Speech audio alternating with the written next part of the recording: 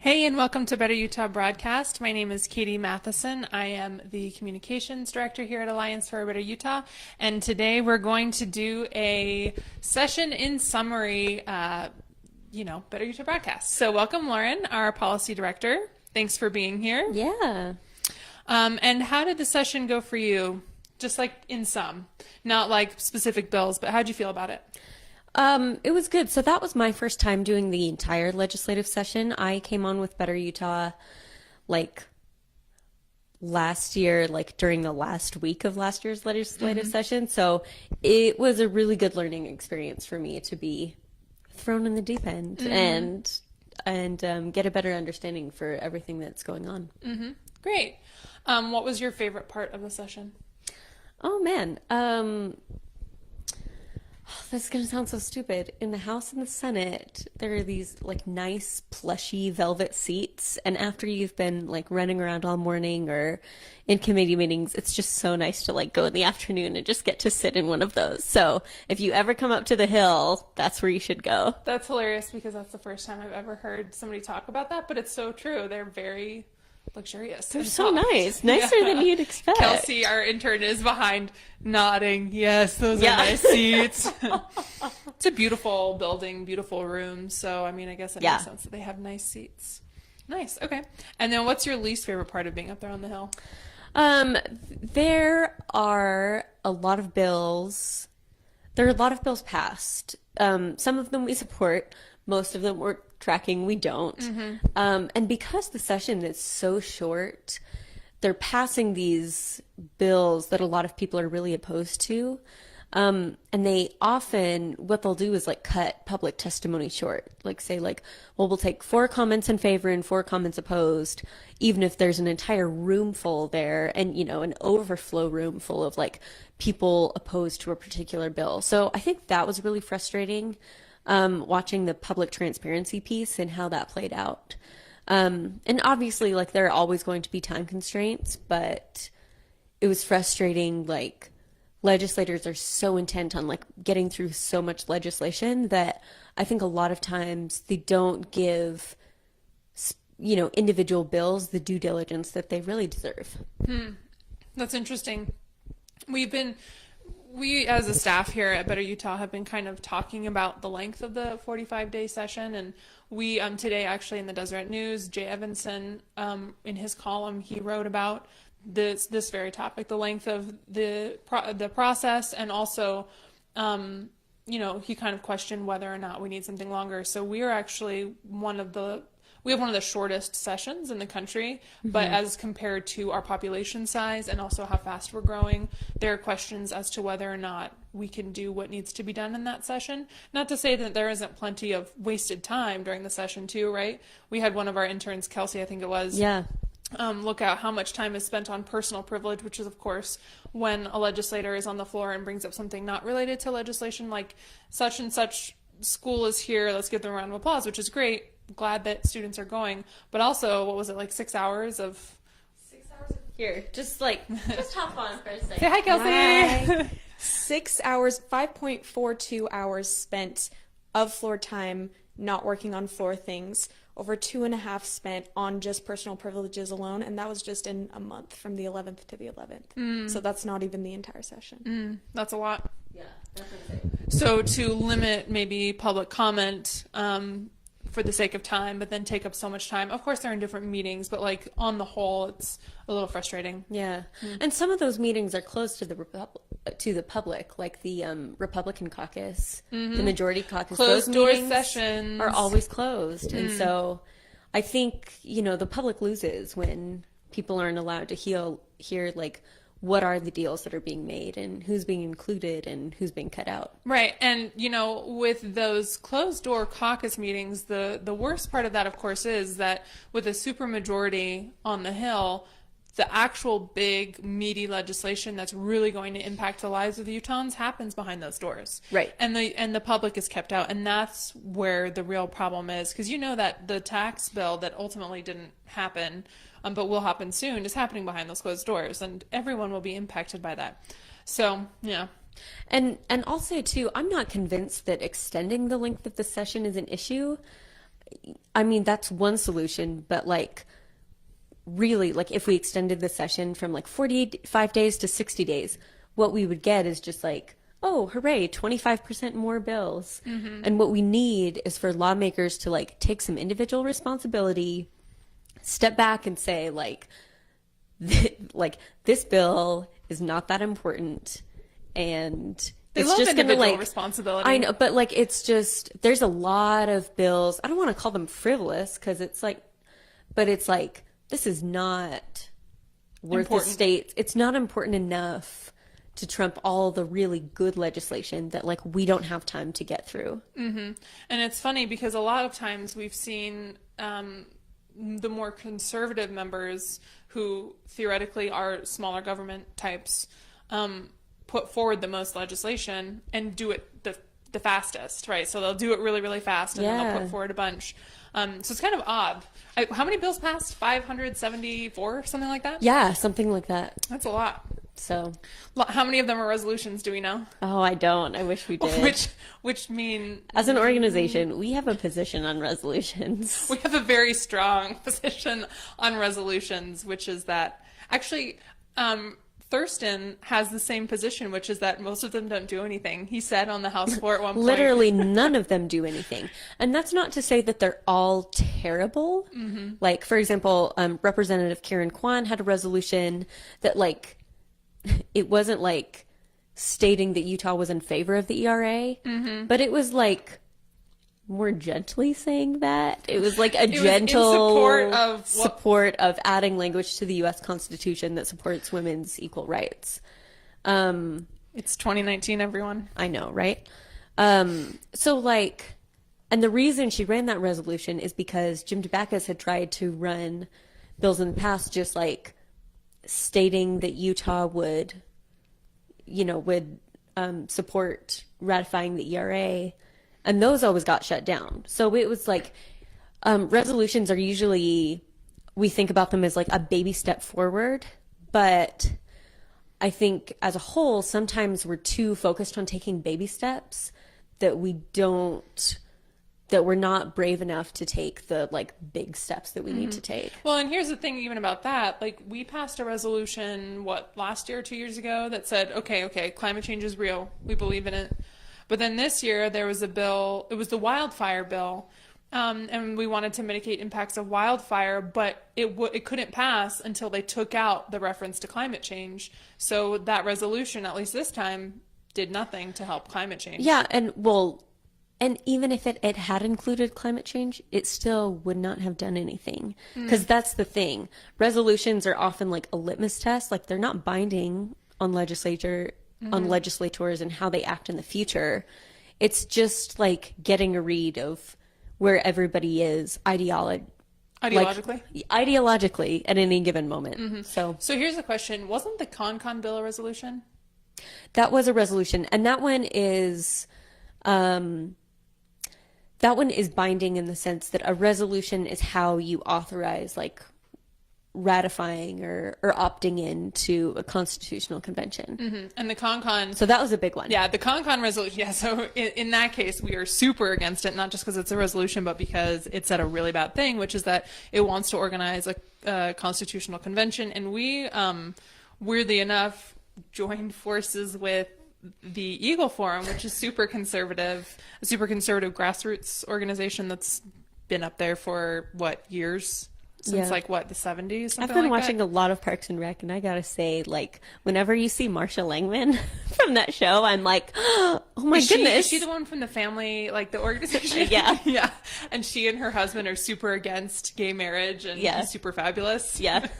Oh, I love that show so much. It's good. That's how I get through the legislative session, is watching Parks and Rec. It gave me like a new respect for Leslie Knope. Yeah, it really did. Keeping that optimism, but no joke, that show is serious. I mean, it's real. Like, except for the funny part, that's what local government is.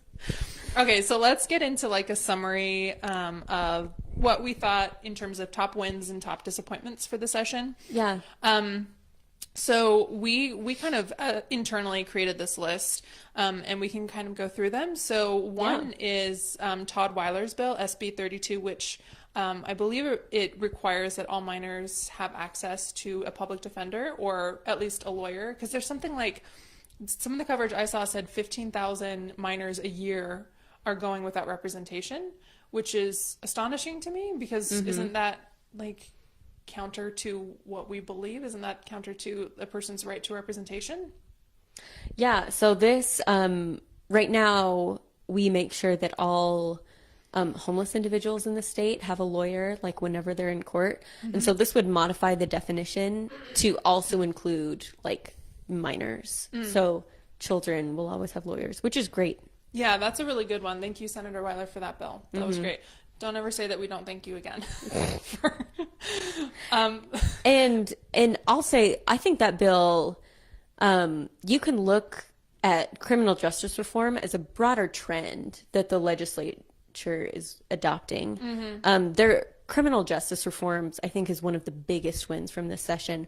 There are a lot of really good bills, and the reason that those bills passed is because they were championed by Republicans. And that's part of a movement that's happening in the Republican Party, where all of a sudden they're like, oh, what? Criminal justice is a problem, which, like, thank you. Yes. And the rest of the world is like, So, but that's like a really gratifying shift to and that's see. national too, right? Like, Yeah, it's part of a national movement. Our Senator Mike Lee has sponsored some criminal justice reform. I don't know what's happening with that bill right now, but we tend to agree it with has Mike Lee. bipartisan support. Yeah, we tend to agree with Mike Lee on at least criminal justice reform stuff. It's a libertarians and progressives kind of come around on stuff like criminal justice reform and drug reform, which is kind of in that same vein. And the libertarian streak in Utah's Republican Party is very strong. Utah has a very, very strong libertarian streak. And so I think that criminal justice reform is one of the fruits of that we're seeing. That's how it's playing out. Yeah, that's great. So there was that bill. There were a couple bills that made expungement easier to get. So you could just like get it automatically after a certain number of years, which is great. 365-day misdemeanor change. Yeah, so there's a change that bumps a misdemeanor down from a full year to 364 days. And basically, that law makes it, that's a really technical, simple change. But what it does is it means that under the immigration code, refugees and immigrants who are here with documents, like legal permanent residents, won't be automatically deported for a misdemeanor. Right. Which right now, like, just because of the way those two laws overlap, our state law and the immigration code, they are at risk for automatic deportation. Right, yeah, and it's just because of one day, there's an automatic trigger. So that's a great change, and that is from Representative Hutchings. So that's great. And of course, we would be remiss if we didn't mention the hate crimes bill, which passed. And we're not fans of all of the additions that were put into it that were required in order to get it passed. And by required, what I mean is, I don't want to say egos of individual legislators, but maybe egos of individual legislators said that if we can't add matriculation, which is where you go to school, like a school identification. So, if we don't add that in there, then I'm not voting for this bill. So stuff like that. What else was added in? Political identification? Political expression. I might write an op-ed on this because one of the surprising things that I saw up there was a lot of lawmakers fundamentally did not understand what a hate crimes law is and who a hate crimes law is supposed to protect. So that was like a major information gap. And that's why they're trying to add in all these different categories when, like, I'm sorry, BYU students have not been routinely persecuted, throughout the history of the state. Like, they don't need special protection. Right, and you can take off your BYU paraphernalia and walk around and no one's going to know that you're a BYU student and, like, attack you for that, right? Like, no one's going to randomly punch you as you're walking around downtown. There's not widespread hatred for BYU students as a group. Right. I might be a BYU student and people don't like me because I'm a jerk, but that's not about me wearing a BYU hat. That's because I'm a jerk. Yeah. A lot of misinformation, a lot of misunderstanding going on. That would be a great op-ed. Keep your eyes peeled for that one. Well, we'll see. We'll see. If I can get it out fast. Right. And then Rep Arndt's vehicle idling provisions was great. That's one of those like. Yeah, there were a lot. That was another big win of the session. A lot of really great air quality bills. And those bills passed, I think, in part because the governor is taking air quality really seriously. His budget called for like $100 million to be devoted to air quality. The legislature scaled that back, so they only gave, I think, 28 million, but that's still a lot more than we've gotten in the past. So I think everybody who's concerned about our air quality in Utah is really enthused. Yeah, there's a bill that would, so Representative Arendt's bill would allow cities to enforce their own idling laws, which right now they can't. It's stupid. There's a bill like, there are several bills allowing lower income folks to switch out their cars that are not an attainment, or their wood burning stoves, which emit a lot of pollution, you know, or their wood burning fireplaces. There's a free fair day program. So now when the inversion's bad, yeah, it sets aside money for like, I don't know how many days, maybe 14. I don't know.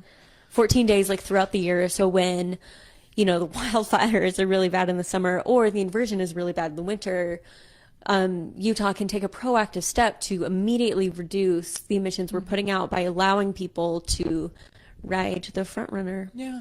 And I mean, buses for free. I would love to see, that's a great first step, and I'm super excited about that. 2 years or 3 years ago, I spoke with my then representative from down in Riverton, and I brought that up because I know that's something they do in Paris. And I said, you know, in Paris, France, this is something that they do to mitigate the poor air quality. And he said, well, you know, it's, you know, neither here nor there. I don't know that we're going to do it. So I was super excited to see that passed this year. And I think that he voted against it, so whatever. But that's a great first step. And now I would love to see, and I think as an organization, we would love to see better spending on infrastructure itself. So yes, it's great that it's free on those days. Now can it be accessible for people, you know, beyond the downtown area, right? And especially as we think about growth moving forward, instead of like offering protection to gravel pit businesses and to devoting millions of dollars more to just widening our roads, like what we should be doing is investing in public transit that like people don't hate to use. Like I read the other day that like the Salt Lake Valley or Salt Lake proper from end to end is about the size geographically of Paris, France. But like when you think of Paris, you're not like, oh, the traffic, because Paris has a metro system that works, that people utilize. And I know that's a transition to get to that point, but like when we think about growth, like the reason that people think they hate to live in cities, it's not because it's like, oh, so many people. It's like, it's because you think of it as being crowded. But if you can plan how you want to grow in advance, make sure you're creating, you know, lots of good open spaces so that people, you know, families have parks to go to and there are beautiful places in your city, and that there's public transit that people can rely on that's like convenient, it's affordable, it makes more sense than taking a car, then like that's the way to plan your city. So you're reducing traffic, so it doesn't feel congested, it just feels like a great place to live. Right. And then also tangentially is helpful for water usage as well. So when you do good city planning, that helps save water usage and lower water usage. Are actually one of our interns, Billy, he wrote a blog post, which is on our website, betterutah.org, and you can read it. And he writes about this very thing where good planning will help us save water. Because remember, when climate change comes for the world, the way it will manifest in Utah is drought. Right? It will be dry, and it manifests different ways in different places. So we need to wrap up soon, and so I want to make sure that we talk about our disappointments from the session. So I'll go through a couple, and then I want to really talk about what happened to the initiatives and the initiative process in general. But I do want to make sure that we mention Acton's 18-week abortion ban, which will cost taxpayers $2 to $3 million to defend in court. Where it will lose. And we know, so that's passed. We don't know, Herbert hasn't signed it yet, but if he does sign it, that's going to trigger probably a lawsuit from both the ACLU and Planned Parenthood. So hope you're looking forward to spending that money.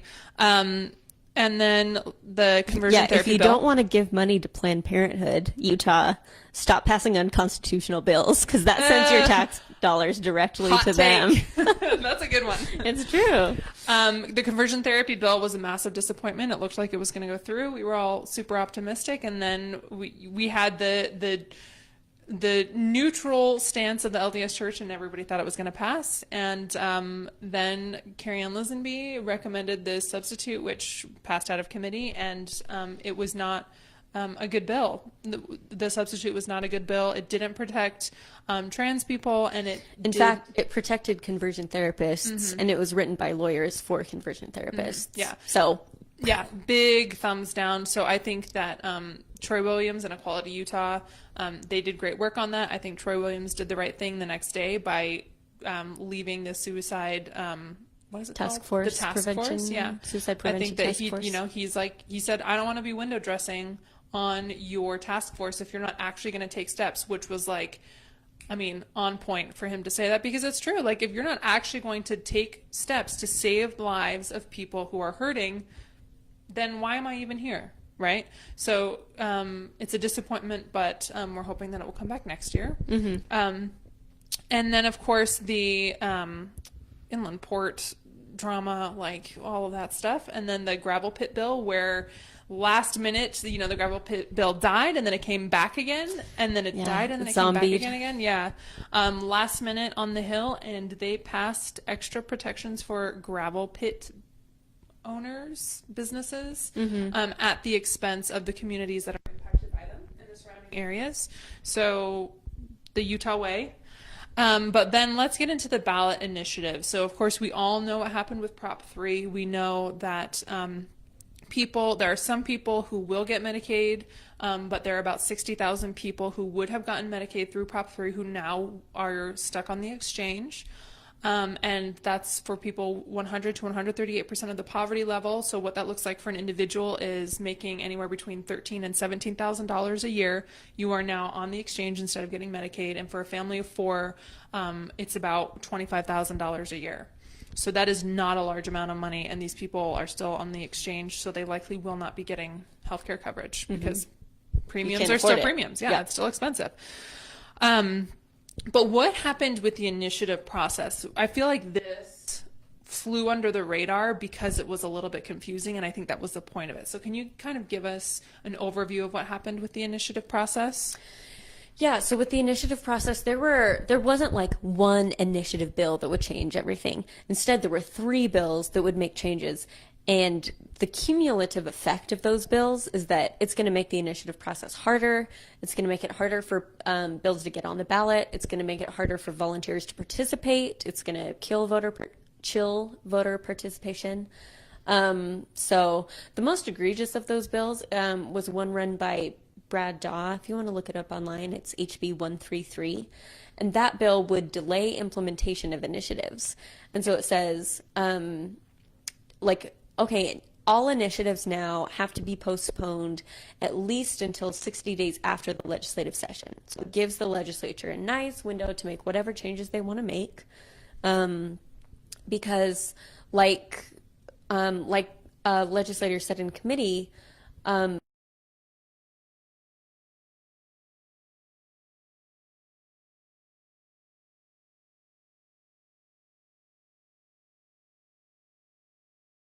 because a ballot initiative passing means like there's so much momentum behind this, and the legislature has been stonewalling it for so long, like we've seen with medical marijuana and Medicaid expansion. Like they've been stonewalled for so long that this is like the final word. Like a vote from the people should finish the conversation, not start the conversation.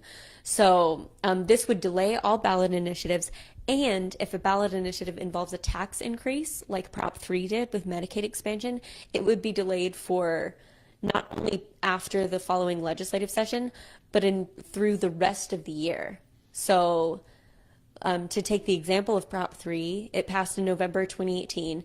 Under this law, it would not have gone into effect until January 2020.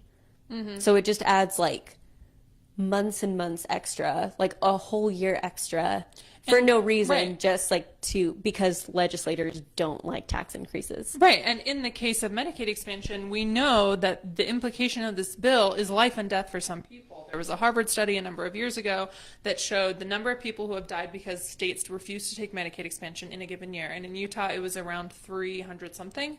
So we know that lives are literally at stake, but because they philosophically disagree with what the voters wanted, we are willing to delay the implementation of that so that, one, they can mess with it, and two, they can just, whatever. And like, it's one thing to be philosophically opposed to like giving poor people health care in general, which I also take issue with, but like it goes way beyond that, because it's like the people of Utah who you are supposed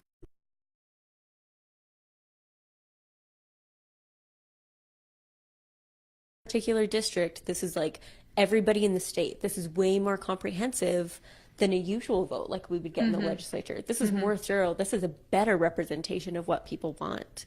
And so for them to like throw that out the window was really, really disheartening. Yeah. So I want to be sure that we mention next Wednesday, a week from today, 6:30 p.m. at the City Library. We are joining up with Truce, which was one of the big forces behind Prop 2, and we are going to be helping people figure out what the next steps are. So this is for people who maybe voted for the first time in 2018 or 2016. This is for people who are angry about what's happened to the initiative process and to the initiatives themselves and don't know what to do. When I first started getting involved in politics, one of my biggest frustrations was that it was unclear how to get involved. And, people work, people have families. It's not like we don't have time to sit around and research it and try and get behind, contact these people who are ostensibly in charge, but don't have time to contact you back or whatever it is. So this is to help people specifically outline, we will specifically be outlining a roadmap from now to 2020.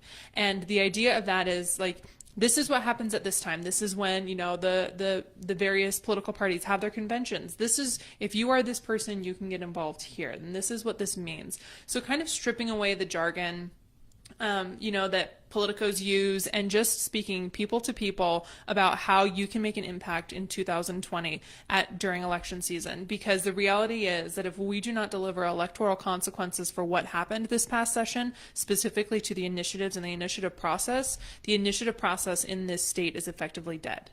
Because they will know from now on, the precedent is set that you can mess with an initiative and the people will not respond. And the way that politicians listen is through votes.